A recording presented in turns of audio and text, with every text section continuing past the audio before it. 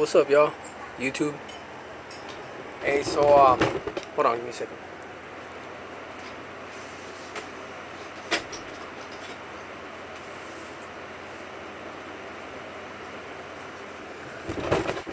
What's up, y'all? So, I want to make this video, because I've actually Googled this subject myself, and I really don't find much on YouTube in regards to this, and the stuff I do find is borderline marketing.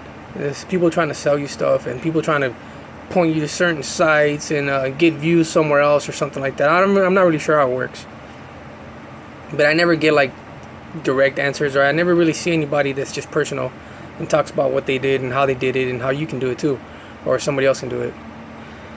So I'm gonna get right into it. This video is about contracting overseas, right? So I contracted in 2011. In 2011, I was 24 years old, and yeah, I was 24 years old in 2011. And the way that I got introduced to contracting was through my original job. So nobody here knows me, but I'm in the military. Now I'm 30 years old right now, and I'm still in. But through the military, I got a job. It was a mil-tech position, a military technician, and I worked in Los Alamitos, California. I was a wage grade 9 mechanic. Well, some other cat came in, the same age as me, and he got a job at the storage side of ECS. And within 2 months, he was already talking to me about how he's ready to quit the job, and he found something better. So to me, I was making $27 an hour at 24. I'm 24 years old. It's 2011. That's pretty damn good money. So when he told me he was ready to quit, I didn't understand how you could quit a job like this, a job that's paying you so good, right? Well, it turns out he landed a contract overseas. And it seemed gimmicky to me. I was like, nah, I don't know, dog. Like, you're making a mistake. Because this is like a career job. Like, you could just retire from this. Why would you quit this, right? And sure enough, he went through. He turned in his paperwork. He turned in his resignation, and he was gone. And he stood in touch with me for a few months. And when he was over there, I asked him, like, yo, man, are you actually overseas? He's like, yeah, I'm overseas. And I'm like, are you really getting paid what you said you were getting paid? And sure enough, he showed me a pay stub. Bam, he's getting paid that much money. And it looked really good. So I asked him, how can I do that? How can I go over there and make that money? Because I need it. I was young. Before I even got that job, I stacked up so many collections, so many credit cards, and just a bunch of fucking debt. I had a car that was, I think I owed $17,000 on it. It's not a lot, but to me at the time, it was just overwhelming. I had so much going on. I felt like I was living paycheck to paycheck. I was living in a fucking shithole, and I was never gonna get out of that debt with that job that I had, because I never committed to paying off all my debt, my collections, or my bills. All I did was I was using my money to live. I didn't have enough money. I didn't have enough money to just start paying off this collection or that collection. Maybe I did. Maybe I just didn't care, or maybe I just didn't know how to manage it. But that was very enticing to me. So what I did is I asked him, how can I do it? And he sent me an email. He sent me an email to the manager, the person that the guy that managed his packet, his application, right? His HR rep. And I emailed that person, and I emailed her a resume that he sent me, and I just kind of tailored it to myself, because these resumes got to have certain cues and certain verbiage for them to even look at them, or to really care about them. So the most important thing is stating that you have an active clearance. You have an active security clearance, and whatever level you have, you put it on there, right? You might have a NACI, or you might have a public trust certificate. I don't know what else there is, but I had a security clearance, and I made sure that I included it on there. And I vocalized in the email that I was highly interested in the position. I'm ready to move, and let me know what I need to do. And then on top of that, my resume was attached. So they replied within a week. At that point in time, that company that I applied for, they needed people pretty fast. So I got that position. I resigned my other position. I had been there for 4 years. And I achieved my career status. For those of you that know what Miltech is, I achieved my career status in Miltech. So if I ever get that job back, I still have my 4 years, and I'll just keep stacking up on that. But I resigned that position. As crazy as that was, I did it, and it was well worth it. I'm not sure if I can say this company's name. I mean, if there's a problem, I'm sure I'm going to find out. But I'm talking about my experience, so I'm not talking about them. I applied for DynCorp. Was the first company that I applied for, and they took me. So from the offer letter that I got, it took about 2 weeks. Basically, they'll ask you when you can start. A lot of times they want you out there. They're like, when can you start between this and this? We need you there now. Or they'll just have a lot of time for you. You could tell them within a month or so, get your shit together, you know. Make sure you have a passport. Big one. Make sure you have a passport. Or you're going to have to get one and expedite it. And that's just more running around you're going to have to do. Because on top of everything else, you're going to have to do like a physical for them and all kinds of other bullshit. Wait, I was ranting. I kind of forgot where I was at. So I went through the process, their application process, and then they sent me off to Dallas Fort Worth, and they had some like stateside training as far as CPRs and like what we're going to be doing. They took us to Oshkosh because we were working on the MATVs.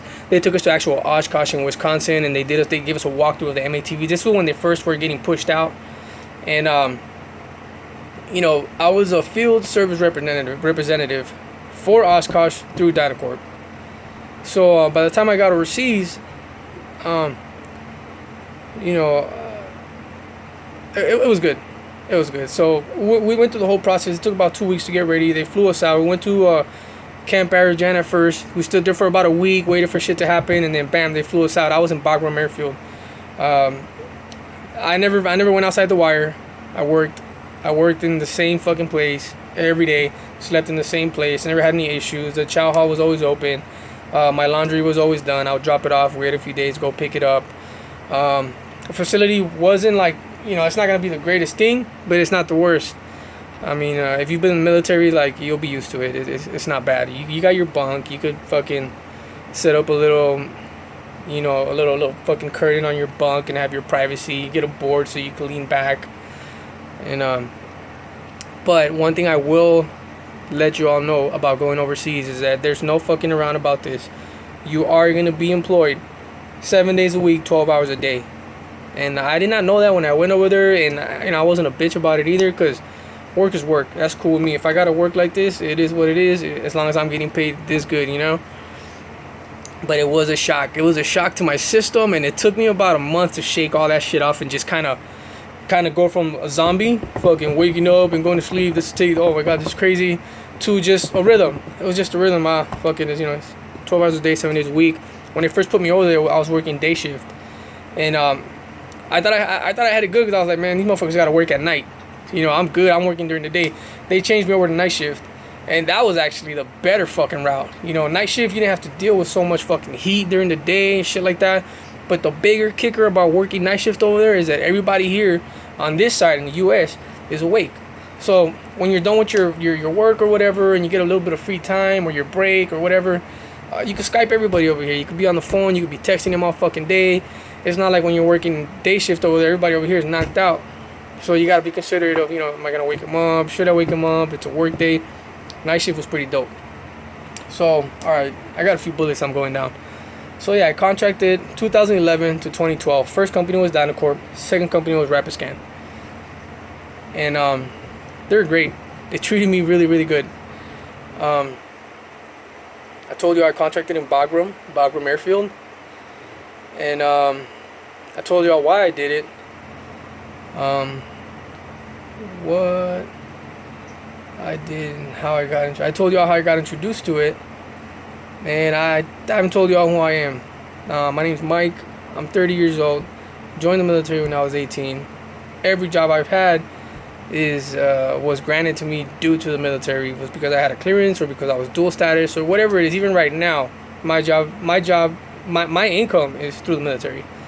But I'm looking forward to breaking loose. I want to do my own thing now. So I'm tired of fucking relying on the military. It's been good to me. It's treated me very good. But I'm gonna do something else, and I might make a little vlog later. But contracting. Listen, man. If you guys want to get in contracting, make sure you're green. Make sure you're green across the board. You're not all fucking busted up, or you're gonna go get your medical and you just can't go, man. If you're fucked up, don't even fucking try to go. If they catch you on their prep to go, you're just gonna get kicked back. Like, no, we can't take you over there because you're a liability. You got bronchitis, or something's wrong with you. They're gonna find out because they're gonna test you and they're gonna check you, right? Not only are you gonna do your physical here, but once they're doing their fucking in process, they're gonna have their own doctors. They're screening you. It's not gonna be an in-depth screen, but they're gonna look at your file and they're gonna make sure that it matches who you said you are. You said you're healthy, right? You said you don't have dental issues, right? They're gonna check all that. That's one. Two, make sure that you have a passport. Otherwise, like I said, you have to be running around for that. Or you might even have to bullshit and say, yeah, I do have it, and then try to get it, right? Because you don't want to lag it. Three, clearance. I don't know if every job requires a clearance, but the ones I've seen require a security clearance. And I have a clearance. They're expensive. I don't know how you would get one out in the real world. I don't know how you would go about it. I know they're not cheap. Another point. Let me see if I can think of another point. Yeah, the tax-free thing. So, for you to make that income and be considered having made that income in a foreign country, when you get your R&R, because these companies give you an R&R during the right in the middle of your agreement, your contract with them, you can leave for a month or whatever. You take your vacation, they'll pay for you to go wherever you're going. Pretty sure it still works that way. It's been a while, but make sure that you do not come to the U.S. and stay here for a period that's longer than 30 days. Otherwise, you're subject to paying taxes. So you'll be getting taxed on all that money you just made, all that tax-free money you just made. Because that's what happened to me. But I knew I was going to fuck up. I knew that I was going to come over here and I was going to fucking take my sweet-ass time to go back. So when I went overseas, my first paycheck was not taxed, and it was fucking huge. I never had that much money in my bank account in one paycheck. I believe it was $13,000 one paycheck. It was such a shock to me to see that I was like, oh, no. I'm going to fuck this up somehow, and I'm going to owe a lot of fucking money. So I got that fucking little tax form, and I put, take my taxes out right now. Because you could choose. You could choose for them to take them out now, or you can pay taxes later. Or if you stay the whole year, you got paid all that money, and you don't have to pay anybody shit, right? But I knew I'd fuck it up. So they were taxing me the whole way. So when I came back and I did my taxes, I actually got some money back because they had taxed me a shitload of fucking money. So be careful with that. You don't want to do that to yourselves. But contracting overseas, man, I'm not going to fuck with you guys. I'm not going to bullshit you. Let me tell you how it is, and let me tell you what I'm doing right now, because I'm itching for a contract. I'm a mechanic. Right now, there's a shitload of stuff coming up. This is where you go. This is where I go, at least. And this is my method of finding more contracts. Now, you would go to military hire dot. Let me check up, bro. I don't want to bullshit you guys. Cause I don't know if it's gov or org or com. My computer already knows where I'm searching. It'll tell me right now. Oh, it's actually militaryhire.com. Alright. So it's gonna look like a cheesy website. It looks like it's one of those fucking overhyped, bright, colorful websites trying to draw your attention. It might be fake. It's not fake. Make yourself an account, log in, go through whatever process they need. I think you have to create a resume through there or some shit. Use their builder. Alright, once you're in, you'll be able to see this thing down here where it'll say find your perfect job. Location, fucking forget that one. Forget location, go to international region. Drop that shit down and choose fucking Middle East. Bam. There you go. Then you got a keyword. Type in keyword. I'm gonna put in mechanic just cause fucking I wanna see what's coming up right now. Just to show you guys. Now, another thing I want to tell you guys to be careful. I'm going to warn you guys right now. Not every fucking country or not every fucking site is going to carry a hazardous pay lift. So when I got in with Dynacorp, I had a hazardous pay uplift of 15% and a dislocation allowance of another 15%. So their initial contract to me was, don't quote me on this because it's been a minute.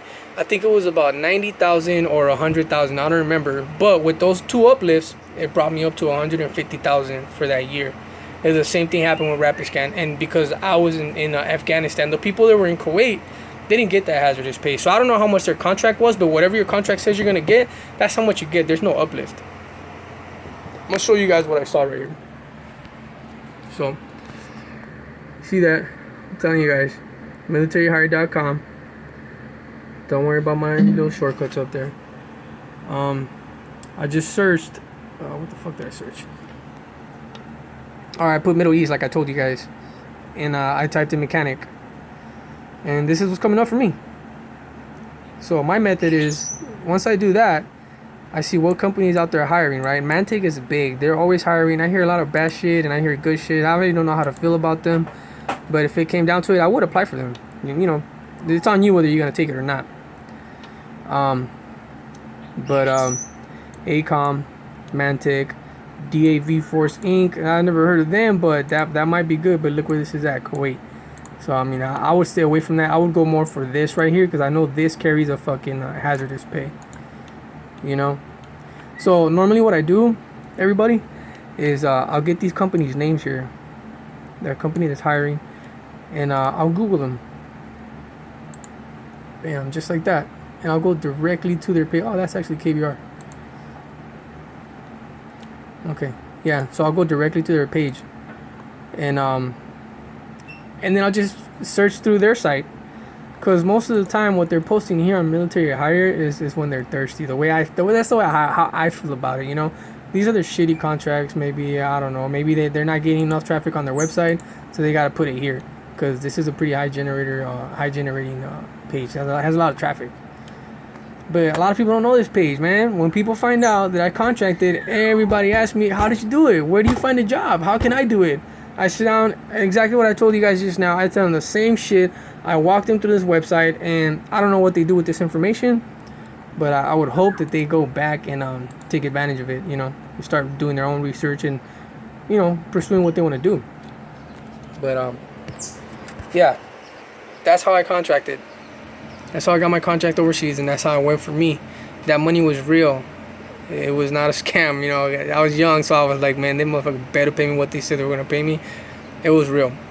So, I didn't make the best decisions with that money, but it sure fucking got me out of debt. I don't owe anybody shit, and I fucking love it. You know, anything that I do have is my fucking property.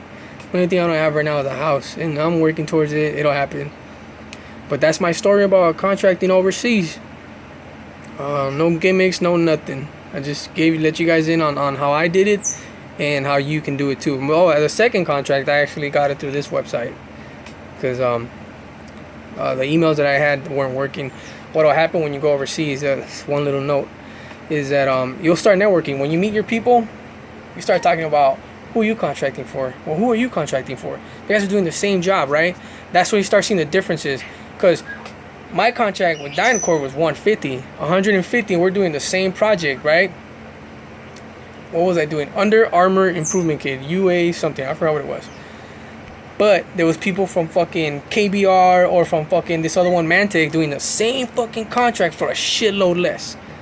So that shit'll happen. You'll get a contract over there, and you think you're set. Then you find out that somebody's doing the same shit for a whole lot more than you. That's a letdown right there. But they warn you about that shit. They tell you to go over there and don't open your mouth about how much you're getting paid. That's the reason why. Because, you know, you don't want to get your feelings hurt. Plus, you're fucking over the company, because now other companies are going to be finding out how their competition is looking. You know what I mean? So that's why they tell you not to do that. But it's up to you. You know, it's up to your discretion if you're going to talk. I do believe you signed something that says you're not going to talk about how much you're getting paid. But I don't know how that could become an issue to where your management will find out that you told somebody you're getting paid that much. So it's on you if you're going to do it or not. That shit will happen. Another thing that's going to happen over there is people are going to ask you, who's your manager? Well, who's your manager? And you're going to swap information. Whatever company he's in, he's going to give you his manager, you give him your manager. So when you leave or when the contract is over, if they don't have an immediate contract for you stateside or whatever, a lot of companies will promise that they'll hire you stateside if you do good for them. But anyways, when you come back, then you have all those other contacts from all the other companies. So that's networking. You come back and you fucking send a mass fucking email to everybody saying you're interested, you're fucking ready to move, you got a passport, you're just ready to roll. You were just over there, so hire me. That's what you'll be doing. You know. Can't think of anything else I could tell y'all right now. I feel like I just been rambling and blind. I had bullets, but I fucked them over as soon as I started the video. So that's it, y'all. That's how I contracted. AGR now, Active Guard Reserve, you know, Army Reserve component. So if y'all want to hear about that, I might make a video. And also, I was a Miltech. So I could tell you guys how I did that too, and how that played out and how it works. You know, I'll make a video about it if you're interested. Miltech, you have to be military to have a dual status, at least for what I know. You know, because there are other wage grade jobs where you don't have to be dual status, but those, you could imagine the competition with that. You got all private sector applying for the same job. Some people have mad certificates, mad experience, but when you're dual status and you're applying for these military jobs, these militech jobs, not too much competition. Not everybody knows how to apply for those jobs, so you get them most of the time. But I could show y'all how to do that too. And that's enough of my ramble. I hope this video helps somebody out.